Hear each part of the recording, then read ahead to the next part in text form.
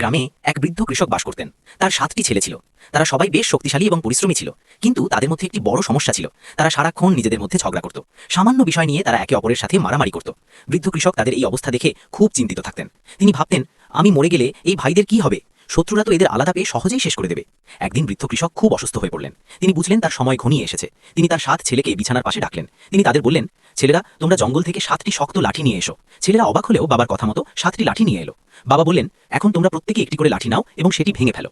7 ভাই খুব সহজেই মট করে একটি করে লাঠি ভেঙে ফেলল। তারা হাসতে হাসতে বলল, বাবা, এ তো খুব সহজ কাজ, এটা করানোর জন্য আমাদের ডাকলেন? বৃদ্ধ বাবা শুধু একটু হাসলেন।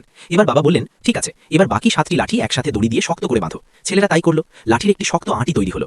বাবা এবার বড় ছেলেকে বললেন, এবার এই লাঠির আঁটিটি ভাঙার চেষ্টা করো। বড় ছেলে অনেক চেষ্টা করলো, গায়ের সব শক্তি লাগালো, কিন্তু আঁটিটি ভাঙতে পারল না। একে একে মেজো, সেজো এবং ছোট 7 ভাই চেষ্টা করলো, কিন্তু কেউ ওই লাঠির আঁটিটি ভাঙতে পারল না। বাবা তখন তাদের বুঝিয়ে বললেন, দেখলে তো ছেলেরা, যখন লাঠিগুলো আলাদা আলাদা ছিল তোমরা সহজেই সেগুলো ভেঙে ফেললে, কিন্তু যখন সেগুলো একসাথে বাঁধা ছিল তোমরা কেউ তা ভাঙতে পারলে না। ঠিক তেমনি তোমরা যদি আলাদা হয়ে থাকো এবং ঝগড়া করো তবে বাইরের মানুষ তোমাদের সহজেই ক্ষতি করবে, কিন্তু তোমরা যদি এই লাঠির আঁটির মতো এক হয়ে থাকো তবে কেউ তোমাদের পরাজিত করতে পারবে না।